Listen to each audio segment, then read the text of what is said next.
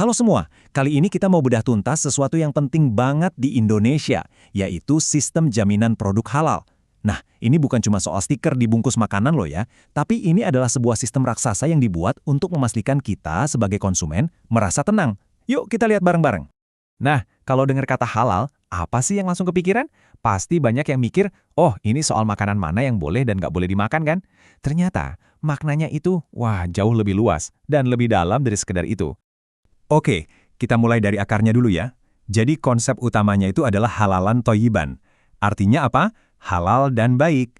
Nah, ini kuncinya. Ini bukan cuma soal aturan agama, tapi juga tentang prinsip kualitas, kebaikan, dan keamanan.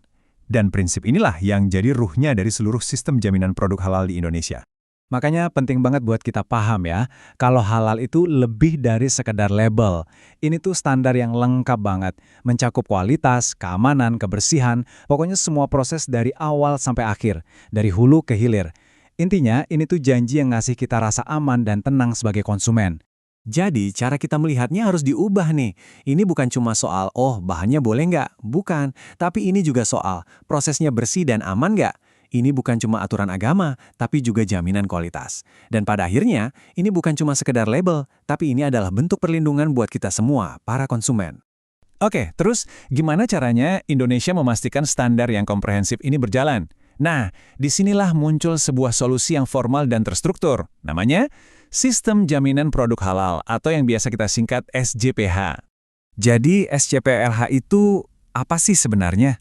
Gampangnya gini deh, bayangin ini kayak sebuah sistem manajemen yang super rapi. Tujuannya cuma satu, menjaga konsistensi. Jadi sistem ini yang memastikan, mulai dari bahan bakunya, proses di pabriknya, sampai produk itu nyampe di tangan kita, semuanya konsisten halal. Dan ini bukan main-main loh ya. Sistem ini bukan cuma sekedar himbauan. SJPH ini punya dasar hukum yang kuat banget, yaitu Undang-Undang Nomor 33 Tahun 2014. Ini bukti kalau negara serius banget mau ngasih jaminan dan kepastian hukum buat kita semua. Supaya sistem ini jalan, ada beberapa komponen inti yang wajib dipenuhi perusahaan. Apa aja tuh? Pertama, harus ada komitmen halal tertulis. Terus, harus ada tim manajemen halal khusus. Bahan baku juga harus dikontrol super ketat.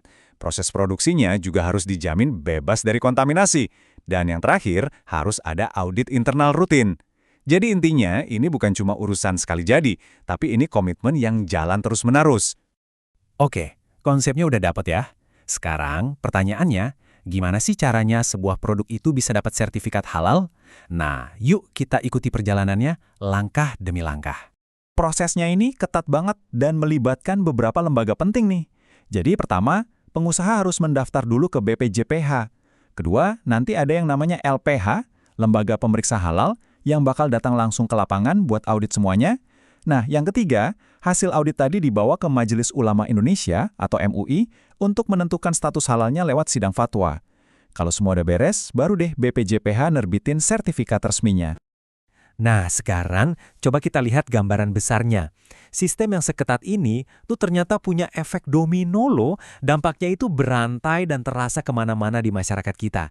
Dampaknya ini bisa kita lihat dari 4 sisi. Dari sisi agama, jelas ya, ini ngasih ketenangan batin. Dari sisi hukum, ini adalah perlindungan pasti buat kita sebagai konsumen. Nah, dari sisi ekonomi, wah, sertifikat halal itu bisa jadi semacam paspor buat produk lokal supaya bisa bersaing bahkan buat menembus pasar ekspor global. Terus dari sisi sosial, ini ngebangun kepercayaan antara kita, konsumen, sama produsen. Dan kita ngomongin skala ekonomi yang nggak main-main. Coba bayangin, ada lebih dari 150 juta konsumen di pasar halal Indonesia aja. Jadi, sertifikasi ini sekarang bukan lagi soal pilihan, mau atau enggak, tapi udah jadi keharusan strategis. Ini kunci buat buka pintu ke salah satu pasar konsumen paling besar di dunia loh. Tapi tentu aja ya, menerapkan sistem segede ini di seluruh negeri itu nggak gampang. Pasti ada tantangannya. Ada beberapa PR besar yang harus diselesaikan supaya sistem ini bisa benar-benar jalan maksimal. Tantangan terbesarnya ada beberapa nih. Pertama, soal kesadaran. Masih banyak yang belum paham, terutama teman-teman kita di UMKM. Kedua, yaitu soal biaya dan sumber daya. Nggak semua bisnis punya modal yang cukup. Dan mungkin yang paling berat, soal konsistensi. Gimana caranya mastiin standar ini tetap dijaga terus, bahkan lama setelah sertifikatnya udah dikantongin. Sebagai penutup, coba kita pikirkan pertanyaan ini bareng-bareng. Sistem jaminan halal di Indonesia ini kan intinya soal transparansi, kualitas, dan kepercayaan. Nah, kita lihat sekarang, konsumen di seluruh dunia makin sadar, makin peduli sama apa yang mereka konsumsi. Kira-kira model jaminan yang komprehensif kayak gini, apakah ini bakal jadi masa depan perdagangan global? Bisa jadi kan? Sebuah pertanyaan menarik untuk kita renungkan.